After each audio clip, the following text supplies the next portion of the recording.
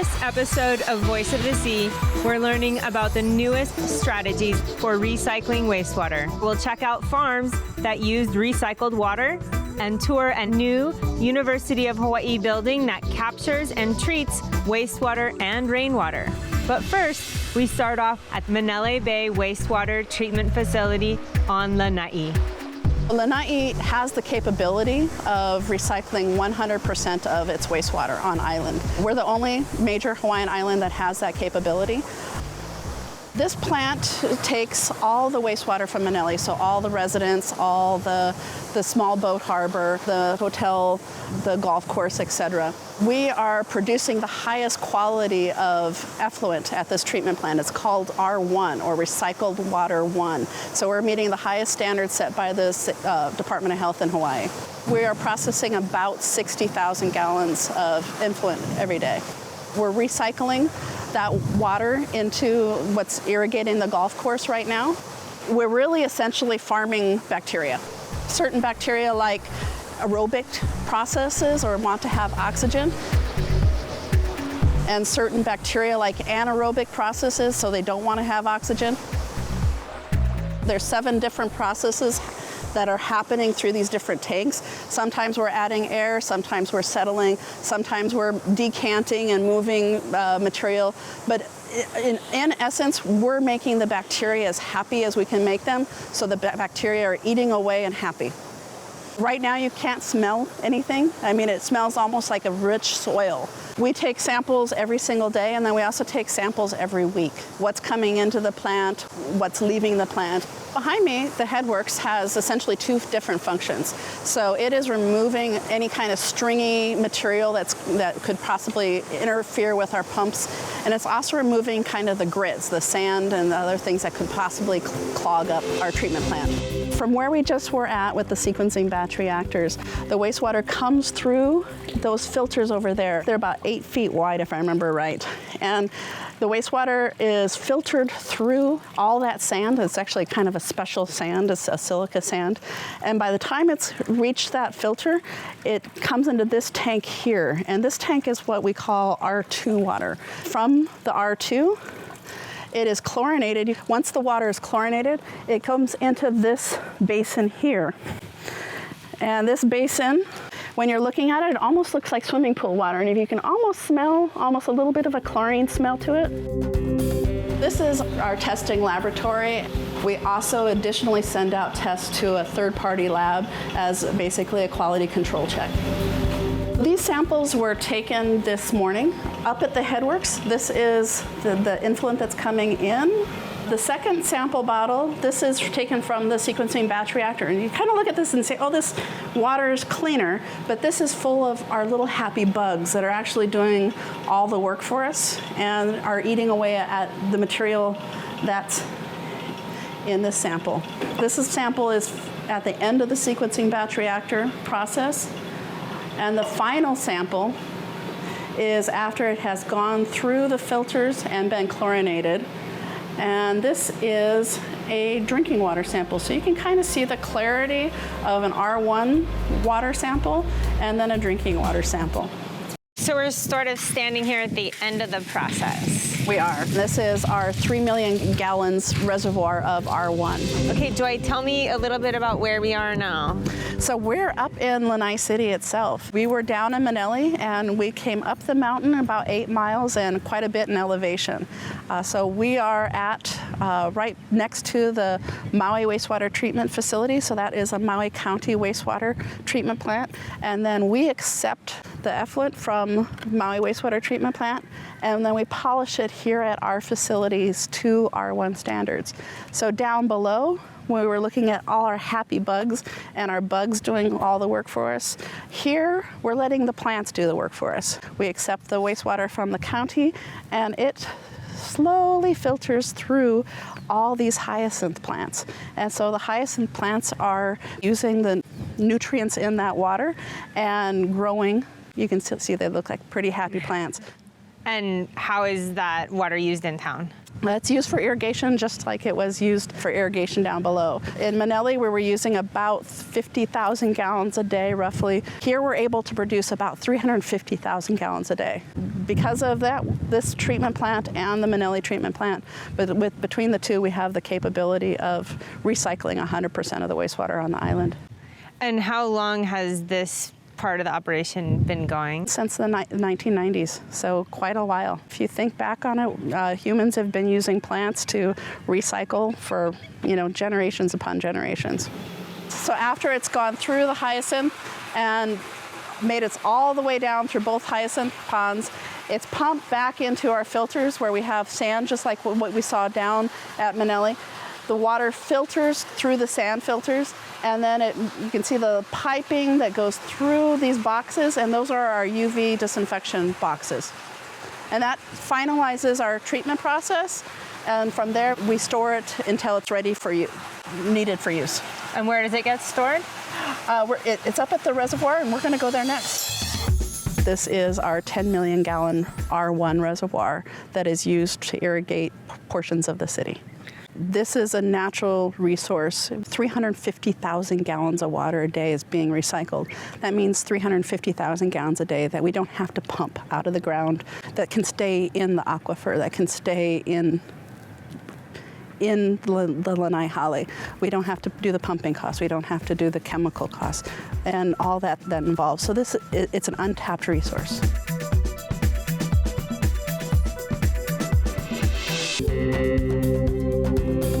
The University of Hawaii's Sea Grant College program focused on Hawaii's coasts and its communities through sustainable development, safe seafood supply, sustainable coastal tourism, hazard resilience, and healthy coastal ecosystems. Hawaii's Sea Grant.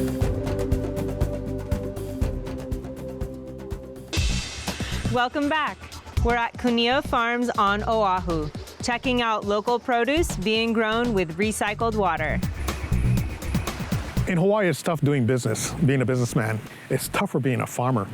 A large farm here in Hawaii is 50 acres. A large farm on the mainland is thousands of acres. So land is expensive, water is expensive, energy is expensive. So it's really difficult to farm economically. Here at this Kunia farming community, we were already moving towards looking at obtaining recycled water from the Schofield wastewater treatment plant.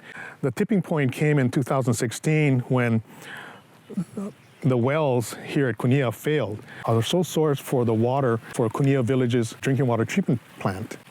They are also the only source for irrigating over 2,800 acres of Kunia Water Association's agricultural farming community. So when those wells unexpectedly went down in 2016, it became a water crisis, an immediate water crisis. I understand the farmers had already planted their seeds. It was critical because we were talking hundreds of thousands of dollars worth of valuable crop, revenue for farmers, money for them to sustain their lifestyle. And food for people to eat. And food for people to eat. It was a great success story. So today we have over 5,000 acres here in Kunia growing produce and fruit that is shared with the Hawaii community using all recycled water. These kalo field that we're looking at here, this is all watered, irrigated with recycled water. Yes, and the nice thing is that they're using recycled water to irrigate the kalo and a variety of other crops, and they're using it with good irrigation technology, drip irrigation. Our soils have salts in it, so you can see the white on the side. And so the drip tubing, the water helps move the salts out away from the plant. Traditional water, if you use like sprinklers, you hope that the water will percolate and carry the salts down into the soil. This way, there's an advantage that if you move the salts out to the inner rows, it also helps to kill the weeds. They've actually incorporated the drip irrigation concepts that the sugar industry and pineapple industry developed 40, 50 years ago. And that technology transferred has moved over into diversified ag.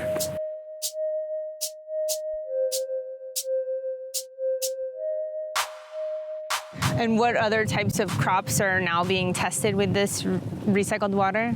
All your leafy vegetables, your Chinese cabbage, your purple cabbage, your tomatoes, bell peppers, sweet corn, potatoes, onions, bananas, avocados, I mean, pretty much everything you can think of. Is there any crop that wouldn't take to this recycled water? Is there any reason you couldn't use it? No. The Department of Health allows what we call R1 water, which is the best treated and recycled water to be used for all forms of irrigation. In agriculture, it can be used for any root crops, whether it's the daikon or the carrots or potatoes, as well as your leafy crops, like I said, like your lettuces and cabbages and things of that nature, and as well as the orchard crops. There are no restrictions. Our default mode has been to kind of take our wastewater and treat it and then discard it into the ocean. Yes, it's a very wasteful process. We spend all this money on wastewater treatment plants, and especially in Hawaii, it goes into an ocean outfall. We've been forced to take an alternative approach to this. The City and County of Honolulu, by consent decree with the EPA, has been mandated to make improvements to the Honolulu wastewater treatment plant so that we can release less of a poor quality water into the ocean, and also look at using more of that water for beneficial reuse. And so what are the benefits of that, of reusing our water? One of the challenges we have with a growing population, and as we continue to pave over our lands, there's less land that's exposed to take in the rainfall and recharge our aquifers. We see much more runoff into the oceans. There is a certain sustainable yield. So with drinking water, if you exceed what can be restored and replenished into the aquifer shrinks, and you actually have seawater intrusion, and it introduces salt into our drinking water resources. If we don't address some of these issues now, we're going to be in a lot of hurt by the time we really need it. I don't believe that we're going to be allowed to discharge into the ocean forever. That's a wasted resource. And there are so many opportunities, even here on Oahu, to use non-potable water for irrigation. There are the agricultural communities in Waimanalo, in Waianae, on the North Shore. There are golf courses that today still use potable water for irrigation, like the Alawai Golf Course, the Hawaii Golf Course, and several others. And there's our city parks. There's like the Central Oahu District Park up here. There's the Kapiolani Park. There's Ala Moana Beach Park. There's Kaka'aka Waterfront Park. We have the technologies to actually scalp wastewater from the sewer line and treat it in a small satellite treatment station for beneficial reuse close by. You don't make money on being a purveyor of recycled water. It is being a good steward and taking care of your land and water issues. The challenge here in Hawaii is that most of our wastewater treatment plants are located along the seashore. Very few are located in the center, except like the Wahiawa Wastewater Treatment Plant or Schofield. The transmission costs to send recycled water to an end user can be really expensive. When people are looking for a dollar return on investment for water reuse, you're not going to find it. But if you're looking at a return on investment because of the social issues, then yes, then we have an obligation to do that.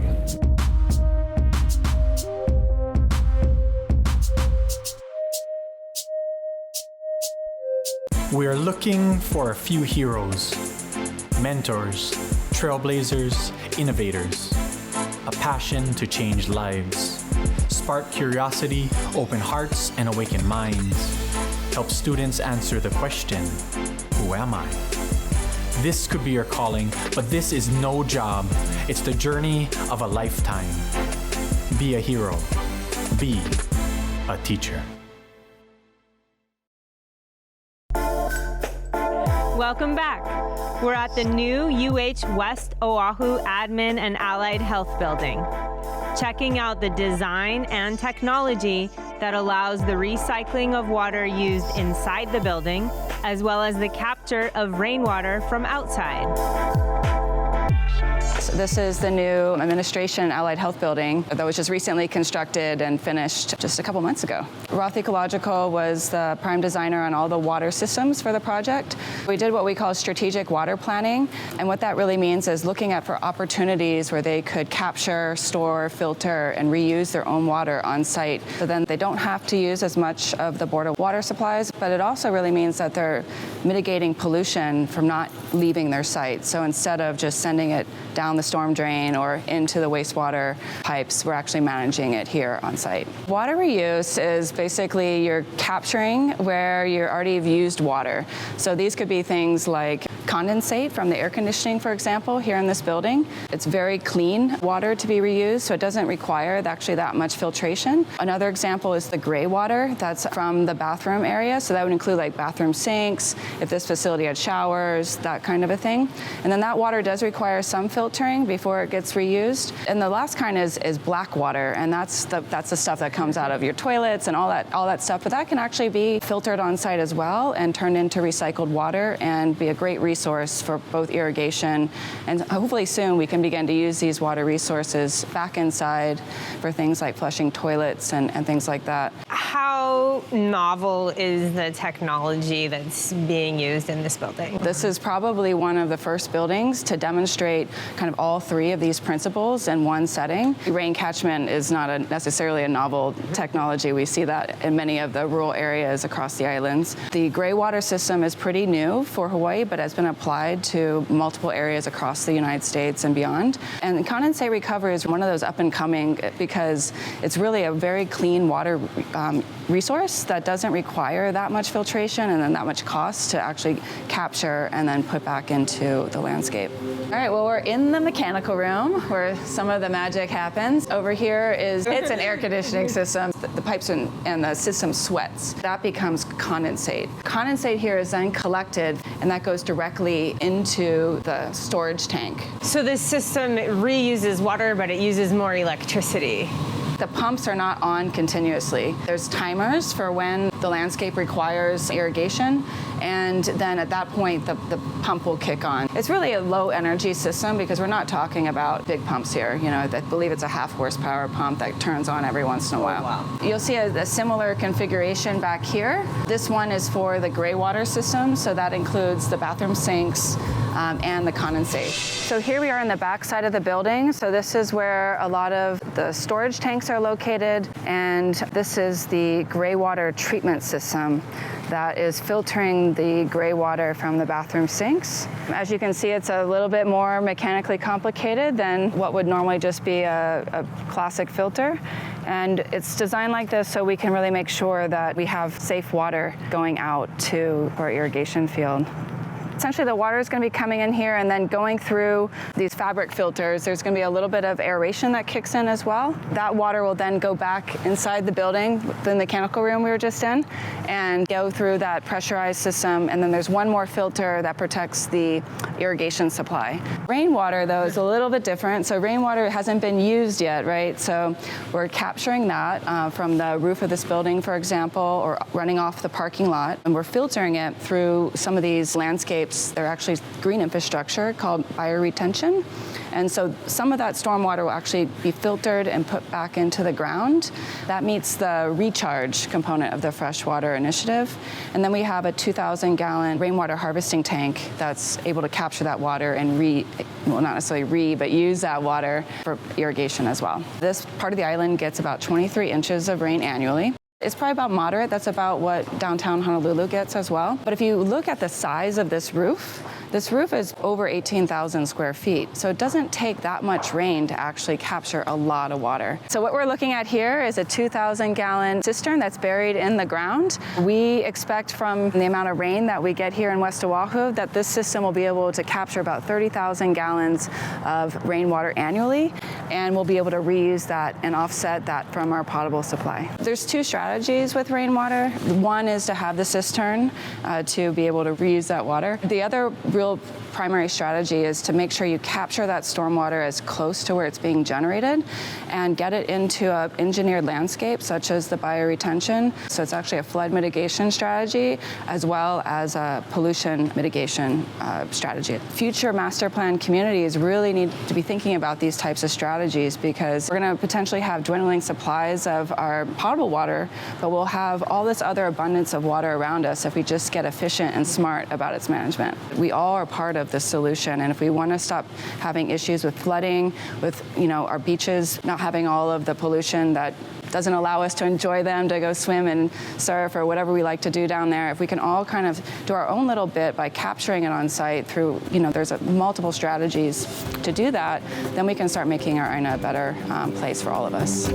Next, we're at the Pacific Water Conference, where we catch up with water reuse expert Dr. Bauman Sheik. I think the biggest opportunity right now is in agriculture. There's a tremendous amount of land that's left fallow after sugar cane and pineapple growing left the island. And that land can be put in the production of various fruits and vegetables that are needed, that are now imported. And that requires water. So what better water to use than recycled water for that purpose? Another very good potential is to treat the water to a higher level and then inject it into the groundwater reservoirs. Groundwater reservoirs are our biggest water supply source. In Oahu, it's 90% of our water comes from groundwater, from wells. Statewide, 60%, so it's the majority. And it's a good thing to replenish, because if we don't replenish it, we overdraft the groundwater, and then seawater comes in and really ruins the quality of the water. Right. Which will happen more and more as we face rising sea levels. Exactly. Rising sea levels, climate change are going to work against us. We've already seen some of this take place since the 1980s. The amount of rainfall has declined, and it's going to get worse in the future. Right now, water is priced so cheaply that it's viewed as valueless, whereas water is life. I mean, its value is infinite. Without water, we would be nothing. We would perish. We have so much of it and so plentiful. Every time we open the tap, it's there, that we take it for granted. Over the next 15, 20, 30 years, we're going to have a deficit. The state as a whole is going to experience a deficit of the order of magnitude of about 100 million gallons per day. It's about 10-12% of the overall water supply that we have. This deficit is mostly because of population increase and its demand. But the other part of it has to do with uncertainties caused by climate change and droughts and natural events that could happen. So you add these together, these uncertainties and population growth, and they have come up with this number, 100 million gallons per day. I was looking at some of your work, and I noticed that you'd written about the ick factor, or people's hesitancy to utilize reuse water. We are disgusted with our own waste, and knowing that recycled water, reused water as you called it, comes from that source, that's the raw material for it, turn some people off, especially if they're not used to the idea, especially if they don't know the treatment that goes into changing that wastewater into usable water. Nature does it for us all the time. There's no new water. All water gets recycled by nature anyway. So what we do in water recycling plants is emulate nature's processes of sedimentation, biological treatment, filtration, and then we add oxidation with chlorine or ozone to disinfect and get rid of microbial contaminants. And if you want to go even farther, you can throw reverse osmosis at it and take all the salts out even. So we got technology. We got technology to produce any level of water quality that we need for any purpose. But unfortunately, this psychological barrier is there for people who are not familiar with the concept. But after they become familiar with it, almost 100% people get rid of the ick factor and become advocates. Recycling and reusing fresh water will not only help protect our water supply for future generations, but also help to protect the environment by keeping fresh water in local streams and underground aquifers and preventing excess nutrients and pollutants from going into the ocean and onto our reefs. Mahalo for watching Voice of the Sea.